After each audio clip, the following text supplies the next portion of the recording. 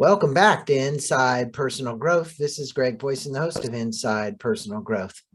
And joining me from Mill Valley is Roger Walsh. And Roger is a returning guest. He was on the show, I say, many moons ago. And the reason I say that is he was speaking about his book on the Course in Miracles that he had authored. Roger, good day to you. How are you doing?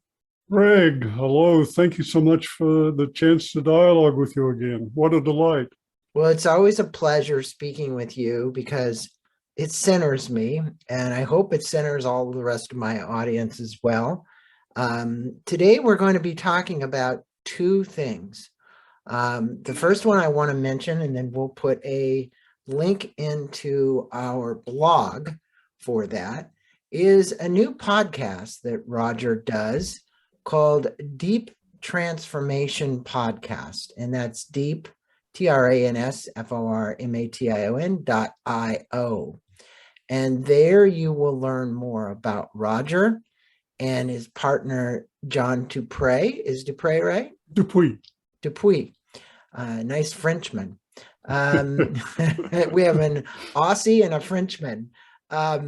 So they are doing a podcast together now, and I do want to encourage my listeners to go to that.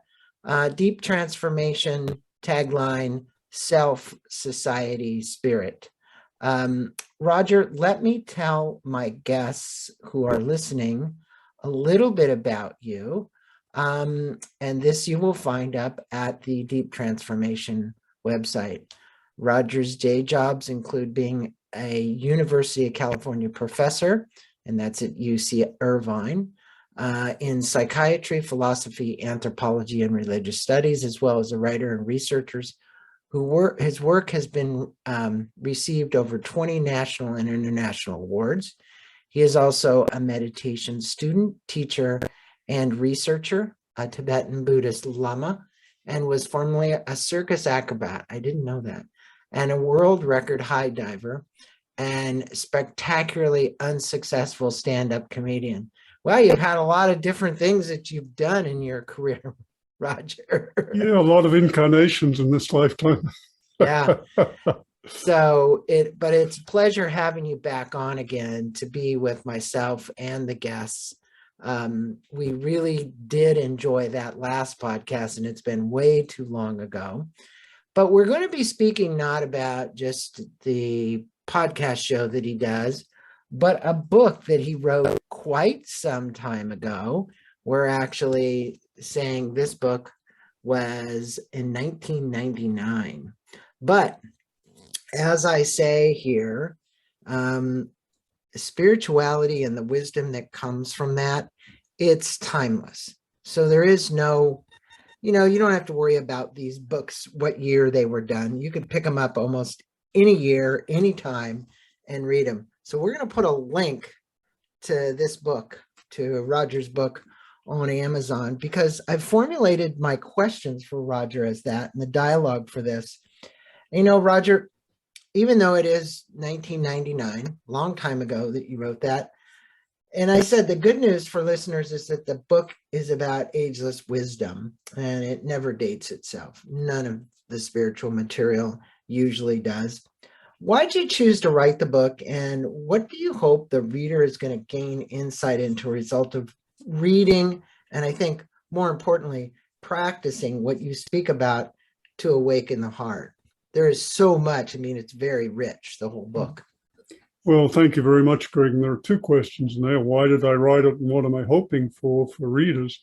And I came to write it out of my own direct spiritual quest. I was a hardcore materialist. I was a scientist. I had an MD, a PhD, etc.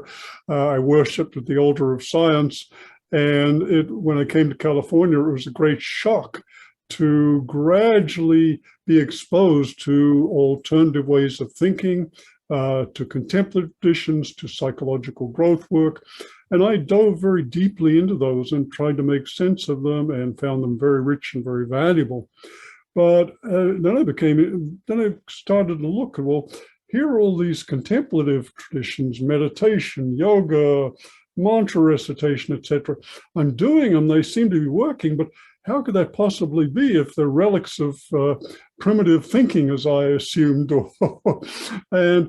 and there was literally one moment as I was walking across the living room floor when I realized that behind the conventional religious institutions with their myths and their dogmas and their rituals were much less well-known esoteric contemplative disciplines for training the heart and mind to cultivate the same qualities and virtues that the founders and saints and sages of each tradition had realized.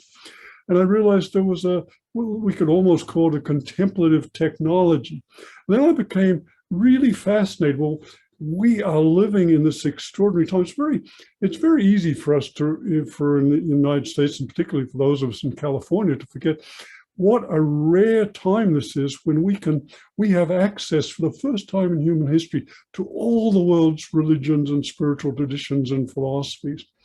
And to forget that for most of human history, if you studied another religion or another meditation practice, you could end up on a funeral pyre or a crucifix. So I became intrigued. Well, what do these have in common? And I kept asking myself, well, okay, what are the greatest minds in human history said are the qualities of heart and mind that we need to develop in order to live as fully and well and beneficially as possible? And what do they say about how to do it?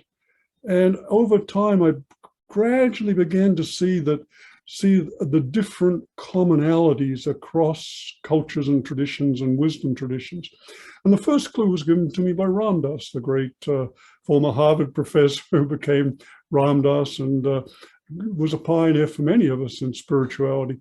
And he said, well, all these traditions have in common, they have an ethical training and they cultivate wisdom and service. And no, wisdom, ethics, and yeah, anyway, three things. And that kind of resonated for me. And then gradually over the years, I began to realize, well, actually, there are more. For example, every contemplative tradition emphasizes the importance of emotional transformation. We have to relinquish anger, jealousy, fear to make room for love and compassion and joy. And the power, they emphasize attentional training, the capacity to develop a stable, calm, clear mind. You need that in order to be able to do these practices. They emphasize perceptual clarity, seeing things as they really are, disentangling ourselves from our delusions and illusions so we can really see clearly. And they emphasize the cult of shifting our motivation from more egocentric to world-centric, from being compelled and controlled by our cravings and fears to being free to move towards self-actualization, towards self-transcendence, and finally towards selfless service. So gradually all these fell together. So that's the end of my well, that is the essence of the book for certain. And today, as I was out, we're taping this show on Good Friday, and I was asking my wife about Good Friday, and we were talking about Jesus Christ, and then we were talking about the resurrection, and it was really about removing fear, because there is no death. And, the message is really about that, and I found it fascinating that you and I reconnect on a day where many Christians are thinking about the resurrection, the ability to become new again. And at that time, reincarnation, while talked about, wasn't, the state of the day, right? But yet all these other religions did have that. And you speak about two crucial terms. And we talked about this when we did the pre-interview. I said, I'm not super religious, I'm spiritual. What, in your estimation, is the difference between spirituality and religion? Okay, well, those are two two of the most widely used terms in our worlds. Mm-hmm. And of course, different people have their own spin. But the way I think of it is that spirituality is concerned with direct experience and the practices which cultivate it. Religion the term is more often associated with the organizations and beliefs and general practices that flow out of an individual or group's experience and become crystallized into institutional forms and disciplines. So that's the way I differentiate them. Well, that's good because, some people, you hear them say, I'm religious. And you'll hear other people say, I'm spiritual. And I think, your definition helps to see the outward expression versus when I think of religion, I've said this many times. I think it was Ken Wilber that was on the show, and he wrote a book about religion, the kind of the fall of religion. And this has been a while ago. But the statement I've made many times is religions have done more to divide society and individuals than they have to unite. This is a Greg Voisin comment, but spirituality has done more to bring people together, in my humble opinion, because there's been so much strife and so much fighting from a religious standpoint. And I think that's a challenge. You want to comment on that? Because to me, I know it's not one of our questions and it doesn't have to be, but the reality is that fundamentally to me, it just seems so challenging that you're whether it's Judaism or Mormonism or Catholicism or whatever ism it is, it has been a challenge to control people, to almost control them and to control their minds. And I don't mean that negatively. I think there's a lot that comes out of that, but I'd love to get your take on it because look, you're somebody who's been studying this most of your life. Well, as of you. All right, I'll take a stab. Well, I think you're pointing towards something very important, tragically important, Greg. And if we go back to the distinction between spirituality and religion as spirituality emphasizing direct experience, religion emphasizing interpretation, dogma, institutionalization, and particularly belief, then I think what you're saying becomes understandable. People don't fight so much over their direct experience. It's always the interpretations that become the source of argumentation. And with religions, we have very set beliefs, and not just any beliefs. They are the big picture beliefs, our understanding of the cosmos and God and our human nature and how we relate to the universe and God, etc. So these are what are called our worldviews, our biggest, our encompassing understanding of ourselves and the universe and everything that is. And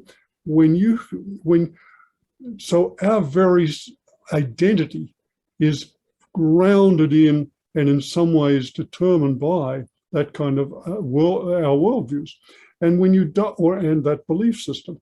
And the thing that's really important to know is when you don't share someone's belief system, you tend to weaken it. And since everyone identifies with their belief system, that's literally experienced as a death threat. And so people go to war, and more people have perhaps killed and died over, for example, the phrase, "No one comes to the Father but by me," than any other statement in human history. Right. And yet here was a man clearly devoted to love and compassion. Totally. And I think that's a good summation of that. And it is, they asked somebody, a Ukrainian, the other day on a talk show, I forget, but they were talking to some Ukrainians, and the man said he's the Antichrist, that Putin is the Antichrist.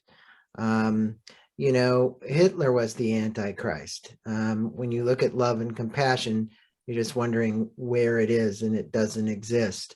And that is just my commentary as well, again, but I would agree with the comments made. You mentioned that the book, Essential Spirituality, is a result of 23 years of research in the practice of the world's spiritual disciplines. But before then, you, Roger Walsh, were agnostic. You had no belief in the value or validation of religion of any kind. What are the 7 perennial practices that you really speak about and want people to understand as a result of reading this book? Because I think they're like the foundation. They're fundamental. Yeah, they are, Greg. And as you asked in the previous question, as I pointed towards, these were the practices that I found that the great sages across cultures and traditions and centuries had emphasized as the most important practices we can do. And so again, foundational is a foundation in ethics that we cannot settle our minds and develop love and compassion and clarity and wisdom if our minds are filled with hatred and jealousy and we're lying and stealing from people. So ethical living is foundational. Then there's a shift in motivation, releasing egocentric motivation and growing in motivation, which is more generous, which is more self-actualizing, self-transcending, less compulsively driven. Then there's emotional transformation, reducing anger, fear, jealousy, cultivating love, compassion, joy, etc. And then there's perceptual clarification, really kind of developing a sensitivity of perception, such as advanced meditators have been found to do with research, seeing very sensitive, increasingly sensitively and clearly. Then there's the cultivation of wisdom, seeing deeply into life and seeing how best to respond to life. And finally, there's the practice of selfless service, the recognition that we practice not for ourselves alone, but in order to become more effective instruments of service. Service as both a means to awakening and an expression of awakening. Well, you rattled those off pretty quick, and I think my listeners will get it. But the most important thing is that we'll put a link for the book, because he does have a list of them in the book, and then he goes through and articulates them further. And I think that these are where you were coming from with each one of those, and how you boom, boom, boom, boom went right down the list. It's really important because those are practices. In other words, it's a way that we can enrich our lives, become more loving, become more compassionate, become more understanding. Now, you talked about motivation. You also talked about cravings in the book. And somebody texted me, and this is an off the wall, a very interesting article this morning. And it's a gal that's been on my show, April Rennie, who lost both of her parents in a car accident at the age of 20. And she wrote a really interesting book called Flux, The 8 Superpowers to Thrive in Constant Change.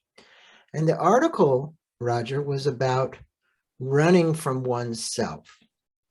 That in today's world, we have this sense that we're running, we're always on. Now, in the kind of contemplative practices, Buddhist practices, Eastern philosophy, it's about slowing down and meditating and being more intentional and being more mindful.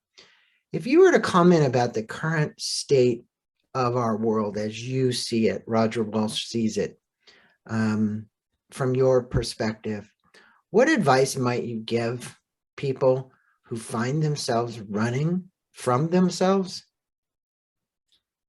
Yeah, and gosh, there's so much in what you said, Greg, and the running both from ourselves and towards the toys and trinkets that the world offers. Correct. The materialism. Yeah. Yeah. So there's both a running from and a running towards, and both of them are crucially important and can easily have a compulsive quality. So we run from that which we're unwilling to look at. Yet it's true, it's critically important to know two vitally important things about the way the mind works.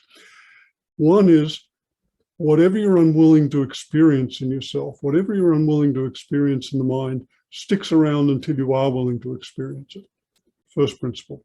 Second one, whatever you're unwilling to experience runs your life.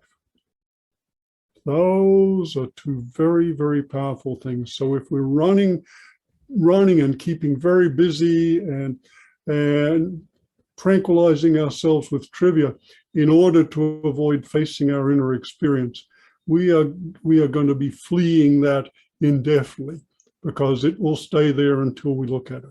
But the good news is that when we start to open to our experience and that within us which we have feared, we find that awareness in and of itself is curative. That when our emotional difficulties, our traumas, our intense emotions, the things we're fearful and shameful about, when they're brought into the healing light of awareness, they release and unravel, and their energy becomes freely available to us. So they offer us gifts even as after we've been willing to look at them. So I think that's one thing I would say about. I think one of those is, when you talk about cravings, and you spoke with me on the pre-interview, some research you were doing, that it, again, in the Eastern philosophy, it's the attachment to something. We all know, logically, we're not taking any of our possessions with us. A lot of people probably want to be buried with their Tesla, but it ain't going to happen. So speak with us, if you would, about the non-attachment and how that can help people overcome this challenge. Yeah, and of course, you mentioned Eastern philosophies, and this idea of the importance of attachment or craving is most succinctly articulated in Buddhism, where it's the second of the Four Noble Truths, the first noble truth being that in any unenlightened life, there is necessarily suffering. And the second noble truth gives a diagnosis. The cause of that suffering is craving. And the third noble truth gives the treatment or antidote. It's like the way out of suffering, to relieve suffering, is to release craving. And the fourth noble truth is a recipe for how to do that, 8 ways of doing that. And so the idea is that craving and its mirror image, which is aversion or fear or anger, craving tries to grasp something. It says, I must have this in order to be happy. Its mirror image, aversion, says, I must not have that in order to be happy. And of course, there can be no peace and equanimity as long as we're slave to those twin drives. So the idea behind many traditions' understanding of craving is that this is a very powerful dynamic built into our human nature. And yet it is possible to release and grow beyond it and come to a life of far greater peace and equanimity by gradually unraveling this. And the unraveling exercises can be, for example, craving, simply to be aware of it, to notice how we feel. And we notice we don't feel so good when we're craving. So just that recognition, the willing to actually experience it. This gets back to your previous point, Craig, about fleeing from ourselves. One of the things we flee from is directly experiencing what it's like to crave. As long as we don't directly experience it, we don't realize how destructive it is, and we keep feeding it. So that's just one beginning way in.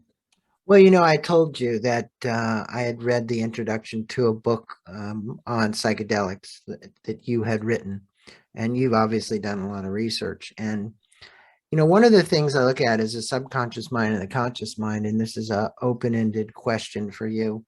I currently see a gentleman by the name of Dr. Steve Berman, Berman, And Steve was an emergency room doctor for 20 years, but uses hypnosis to help his patients overcome the challenges that they're dealing with in the emergency room and if they're going under surgery. So I've been hypnotized many times by Steve, and to actually realize how strong the subconscious mind is. Now, there's many ways to get at this, but because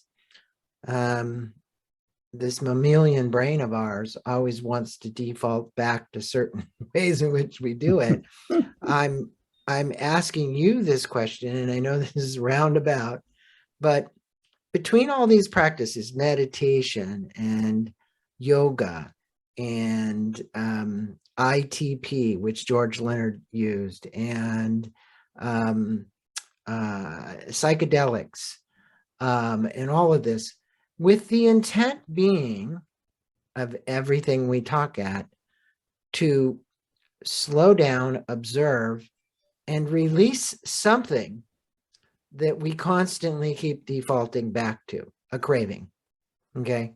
Whatever that might be, whether we have a sexual crave or a gambling addiction or a spending addiction, whatever it might be. What would you say, and what have you found in all the research you've done that seems to have or could have a sustainable effect on unhinging that what seems to be just such a strong, powerful mammalian kind of way in which we work? Yeah. Well, yes, let's acknowledge first off that that craving is incredibly powerful, and it's part of our survival machinery, and it's possible to attenuate it, and even for advanced people to release it. You're pointing to. Let me generalize the question, Greg, because you're pointing at something very important. What are the kind of most strategic practices we can do for working with a variety of issues? And I spent a lot of years studying and reflecting and researching, and before I wrote that book, Essential Spirituality: The Seven Central Practices.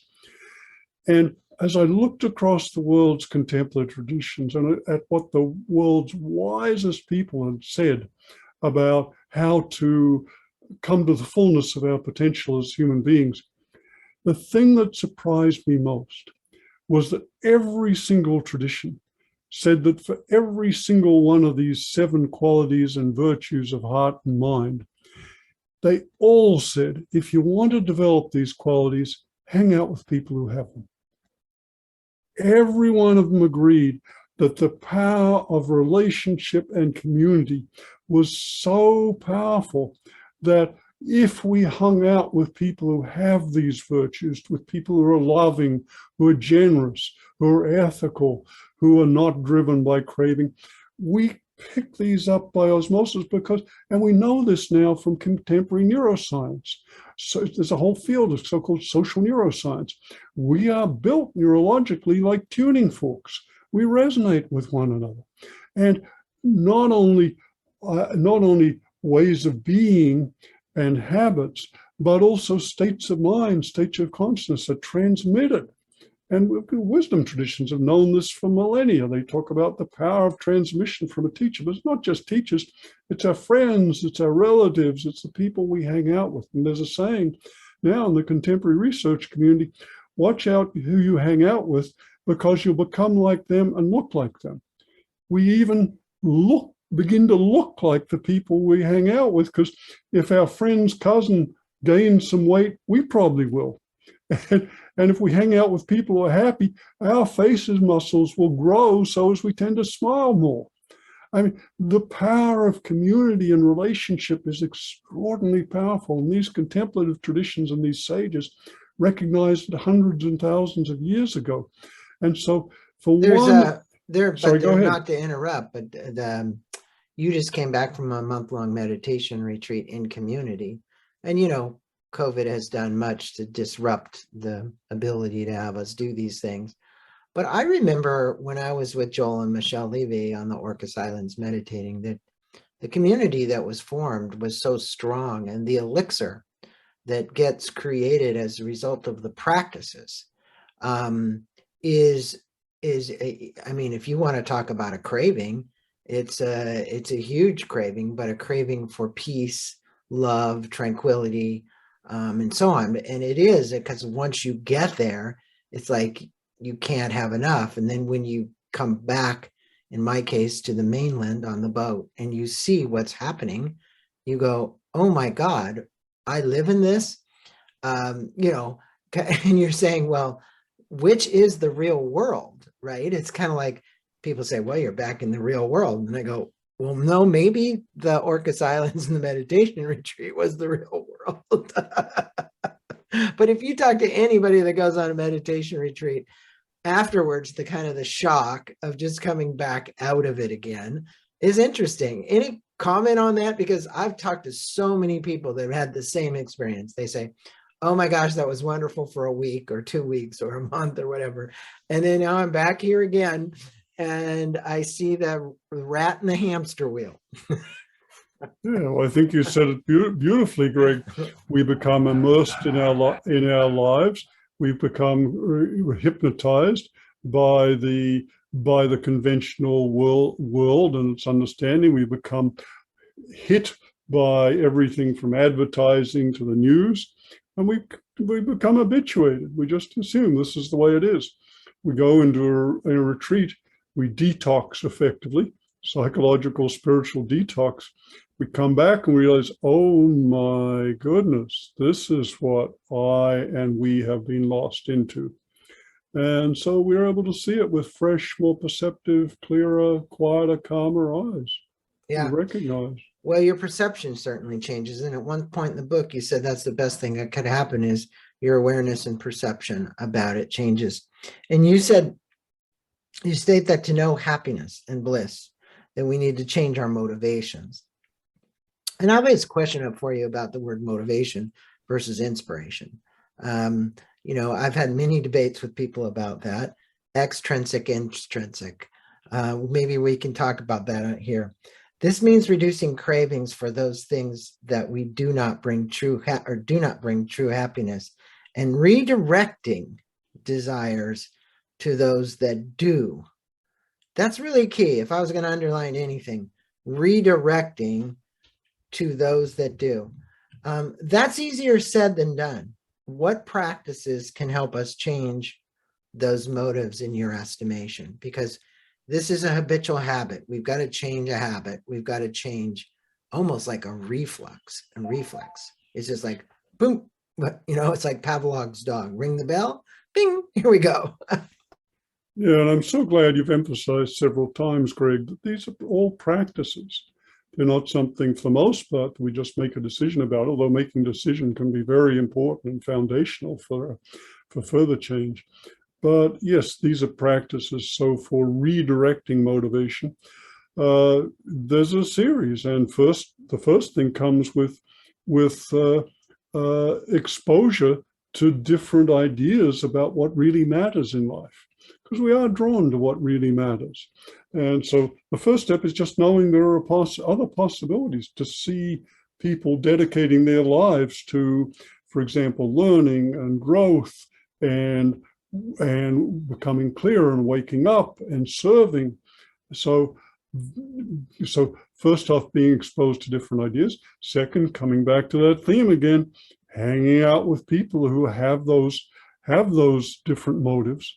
Third, exactly what you mentioned, beginning to turn attention in and look for our own inspiration, not what other people tell us, not what the advertisers tell us we should desire, but what really calls us, what inspires us, what energizes, empowers, and directs us. So we come then to respond to our own calling. And that's a very, very crucial shift. Yeah, that is a crucial shift. And you have a part in the book that you speak about, you know, when you're not following that, you can have a lot of anxiety and you can have a lot of anger and you can have a lot of frustration. And in your chapter on the gift of love, you speak that emotions rule our lives, that the feelings we repeatedly invite into our minds eventually seduce and dominate our minds. You didn't state that one emotion has long been praised as supreme by the great religions, and that is love. What do you recommend to access love in our lives? And does this start with a big dose of self-love? Hmm. Yeah, two important questions then. How to cultivate love, and second is start with self-love. And let's just step back for a moment and talk about the very nature of love, because our culture's understanding of love is very constricted and limited. And it really helps. The first step is to have a larger vision of possibility of what love can be. For the most part, our culture has promulgated the Hollywood myth that love can happen if you're with the right person who looks the right way, who says the right things, then you can feel love. So it kind of holds, our culture holds a view as love that kind of you can have under the right circumstances with the right person, and it kind of descends on you kind of like an attack of epilepsy, and you're controlled by it, and you can't stop thinking about the person. You break out in sweats, you can't sleep. That's a description of heroin withdrawal. This is a description of addiction, not of pure like love, of what the Christians would call agape, the overflowing love for all creation and all people. So first off, we need to recognize there are different kinds of love. There's a love which is based in craving, which is what our culture assumes all love can be. There's love which is the love we see between, for example, relatives or parents for children. That's a very generous, giving love.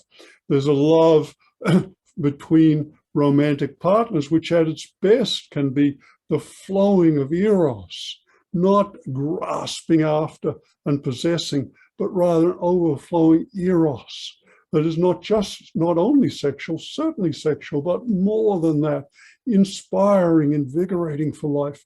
And finally, there's what the Christians call agape, or unconditional love, which is a love that knows no boundaries or limitations, encompasses all people and even all life. So having that vision is a first step.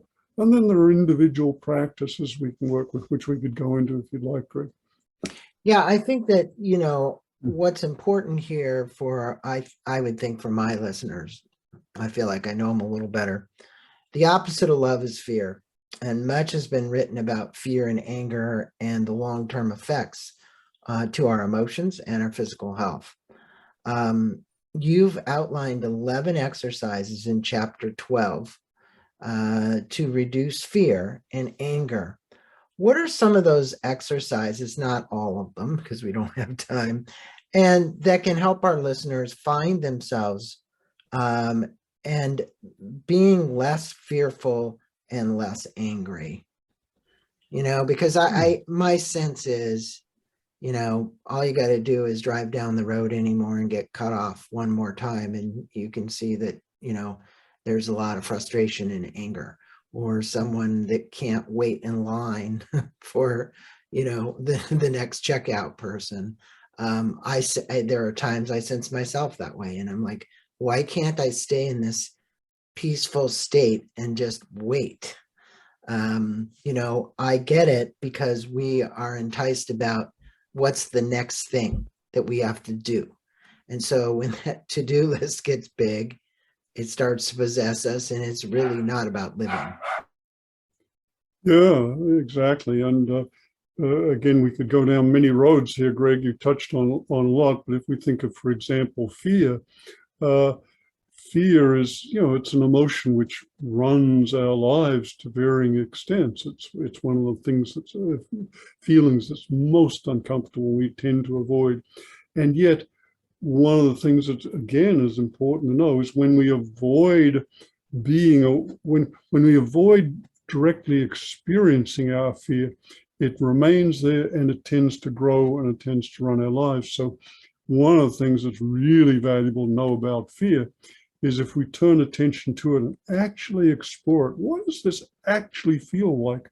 We find that as we explore it, through the healing power of awareness, it begins to diminish and release. And in fact, one of the standard psychotherapeutic treatments for fear is simply to have people remain in a situation that's fearful for them for a period of several minutes. Because usually what happens, as soon as we experience fear, we're trying to get out of that situation. But if we stay there, if we just experience the fear, then it only takes literally a couple of minutes for us to realize, oh, it's beginning to decrease. If we don't run from it, if we run from it, we exacerbate it. If we stay with it, it diminishes. That's a crucial life lesson. That is really great wisdom. I know one of the practices is like a Tonglen meditation where you're doing healing work for the rest of the world. And, when I've done that, I can really feel it and your body feels it, and then to breathe it back out again. I think I think in kind of wrapping this up, Roger, what I'd like you to do, because there's the book, which we're going to put a link to, and there's the podcast, which Roger has, Deep Transformation, which we're going to put a link to. But I'd like to wrap this up with, your Essentials of Spirituality will certainly awaken the heart of all readers that commit to your practices. And I'm going to underscore commit to the practices. This isn't a book you just read. This is a book you contemplate. This is a book that you practice, you work on. There's work you have to do. If you were to leave the listeners with 3 takeaways that they could really make an impact now, as Ram Dass says, I have this here, I'll show you. I also have a clock. Be here now. Be here now. And I have a now clock, which has no hands on it. It's just on the wall, and it has an ohm signal that goes back and forth. What would they be, and why do you believe they're so important to changing their lives? Just 3 really great takeaways that they could apply. Okay, well, I would again go back to something we talked about before, because it's so important. So many sages have agreed with this. Be careful who you choose to hang out with. Choose your friends and companions wisely, and ideally see if they embody the qualities you would like to have and strengthen yourself. That's number 1. And an analogy of that, be very careful about what you put into your mind, for example, with television, because what we put into our minds is even more important than what we put into our bodies. Second principle, and there are going to be 2 related principles here, ethics. Ethics is crucial for psychological and spiritual well-being and growth. And in our culture, we tend to think of ethics as kind of a sacrifice, or okay, I'll do what I should do. What we don't appreciate is that living ethically is a way of enhancing our well-being and the well-being of everyone we interact with. And the third is generosity and service. Our culture tends to think of generosity and service as self-sacrifice. It's not. It's enlightened self-interest. When we really begin to experience what it's like to give, we realize that when we give to others, we cultivate feelings such as generosity and joy and love, and they grow in us. And so generosity is not self-sacrifice, it's enlightened self-interest. Well, thank you for giving me and our listeners a wonderful 45, 50-minute talk and an opportunity to glean some of your practices out of Essential Spirituality. Again, we've been on with Roger Walsh from Mill Valley, California, and you're going to want to go to his podcast show. And we will put a link to that podcast show, but it's called Deep Transformation Podcast. Roger, namaste to you. Thank you for being on. Thank you for spending some time with me. Greg, thank you very much for this opportunity, and thank you for all you do for all of us.